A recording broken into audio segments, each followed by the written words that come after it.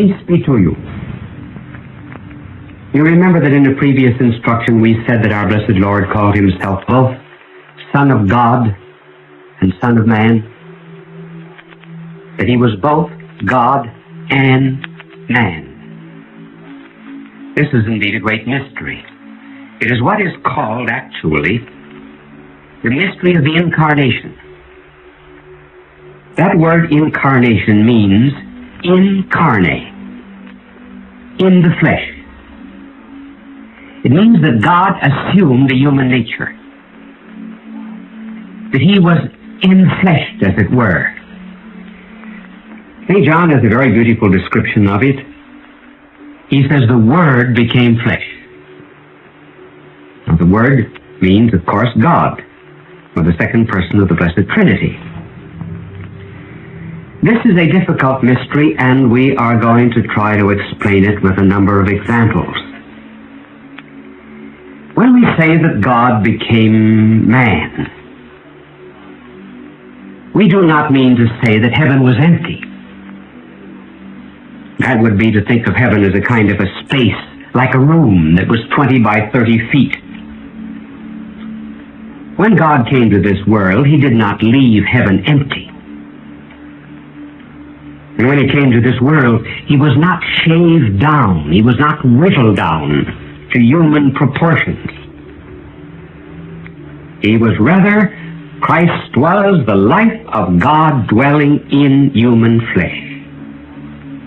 St. Thomas Aquinas has a very beautiful description of this in one of his hymns. He said, the heavenly word proceeding forth, yet leaving not the Father's side. Now let us begin with answering the question, why did God become man? We limit ourselves to the historical order in which we live. The answer is he became man in order to redeem us from sin. Therefore, we have to describe why it was necessary for God to become man to completely atone for our sins. Well, the answer is, whenever we sin, we contract an infinite debt. But we cannot pay an infinite debt, because we are finite and limited. Here is the reason. We will state it in the form of a kind of a principle, and then we will give examples. Honor is in the one honoring. For example, suppose a citizen of the United States, the mayor of a city, the governor of a state, and the president of the United States pay a visit to the Holy Father. Who pays the Holy Father the greater honor? The citizen or the president? Is it not the president? Honor is in the one honoring. Now the other proposition, the other side of it is this. Guilt or sin is always measured by the one sinned against. If, for example, a citizen, a mayor, commits a felony or a crime or a tyranny, which is the greater sin? Guilt or sin is always measured by the one sinned against. If, therefore, the sin or the guilt was against, say, the President of the United States, obviously the mayor or the governor would be guilty of the greater sin, would he not? Now let us apply this to man. We have sinned. Against whom have we sinned? Against God. All right? Sin is measured by the one sinned against. We sinned against God. He is infinite. Therefore, our guilt, our sin is infinite. Now let's take the other proposition. Honor is in the one honoring. We are going to try to pay that debt. Who is honoring God? Man. But But man is finite and limited, is he not? Well, if he's finite and limited, he cannot pay an infinite debt. Therefore, it is possible for man to contract an infinite debt and still never be able to pay it in strict justice. After all, that should not surprise us. It's very easy for all of us to run up greater debts than we can pay. All right, then, we have an infinite debt against God which we cannot pay. Now, could God forgive us? Could he say, "Oh, forget it. It's nothing"?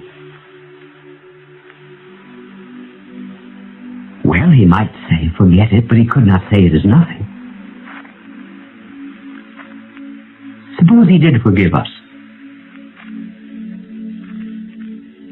He indeed would be merciful, but he would not satisfy justice. If we owe somebody $20, the debt can be forgiven. But justice is not satisfied unless we completely pay the debt. I can remember when I was a boy, I often used to break the window of the next-door neighbor. And the next-door neighbor sometime would say, "Forget it," but somehow or other I never just wanted to be let off. So I would go to my piggy bank and I would take out my savings in order to pay for the broken window. So man does not just want to be let off by God. He has a sense of his own dignity too, and he wants in some way to pay the debt which he owes to God, though he's unable to pay it. Now, how it is to be paid, we have yet to answer. If justice as well as mercy are to be satisfied, then God had to become man. First of all, why did he have to become man? Well, unless he became man, he could not be our representative. He could not stand for us. Man would not be paying the debt. Just suppose that I were arrested for speeding. Could you walk into the courtroom the moment that I was on trial and say, "Judge, let him go, I will take it over"? The judge would say to you, "Stay out of this. What have you got to do with this? You're not involved. He is."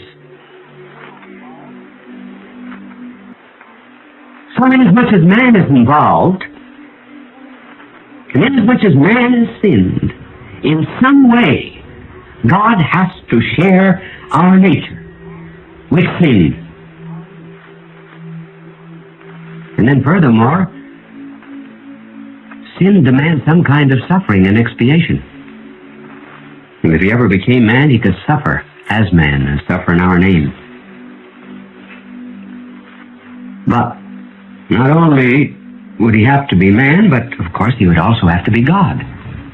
He would have to be man in order to act in our name. He would have to be God in order that the infinite debt could be paid by someone who is infinite. Every action, therefore, of God would have an infinite value.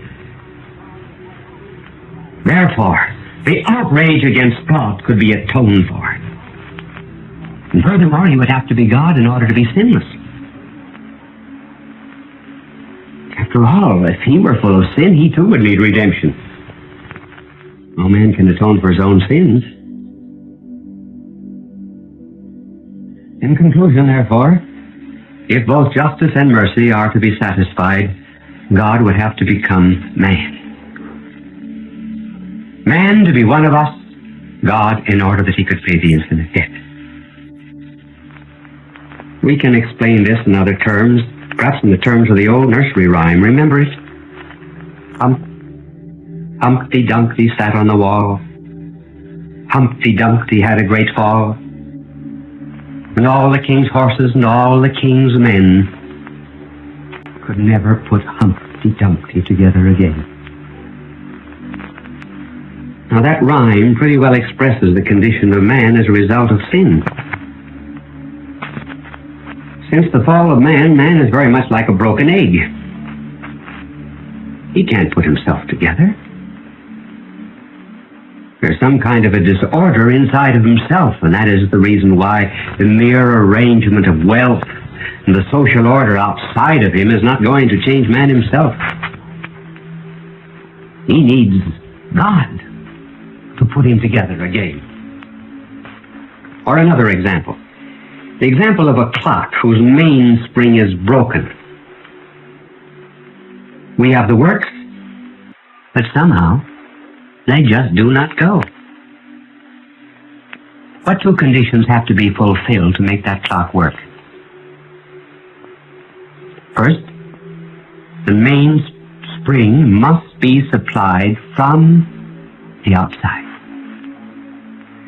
Two, the mainspring must be placed inside of the clock.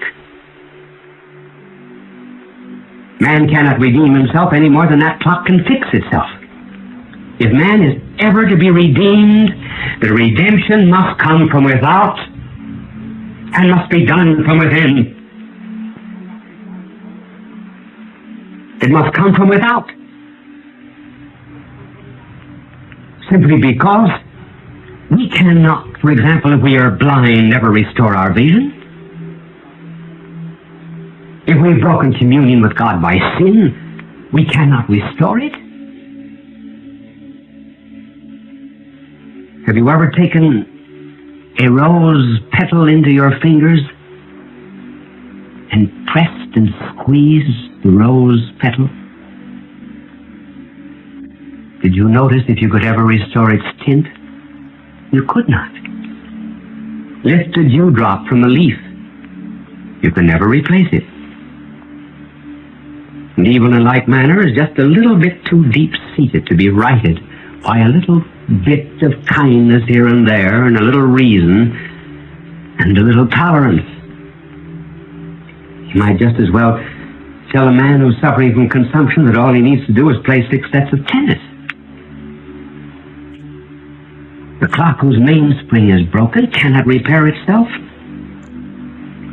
So salvation, therefore, has to come from without. Our human will is too weak to conquer its own evil. Just as the sick need medicine outside of themselves, we need a teacher for our minds, we need a physician for our bodies, and we need a redeemer for our souls. A redeemer from outside humanity. Outside of humanity with all its weakness, its sin, and its rebellion. Now let's take the other side. We said that if the mainspring is broken, a new mainspring has to be supplied from without, but be put inside of the clock, and so too. Salvation must come from without humanity, but it has to be done in some way within humanity. So God, therefore, had to become man, in order that man would be redeemed from within. God did not become man, he would have no relation to us. And, as I said, this does not want just to have his sins forgiven, he wants to atone for them. So God became man. Divinity incarnate. Eternity time. Lord scourged. Power bound with ropes. King crowned with thorns. And if you were the only person in the world who ever lived and sinned, he would have come down to this earth and died and suffered just for you alone. That is how much he loves you. Oh God.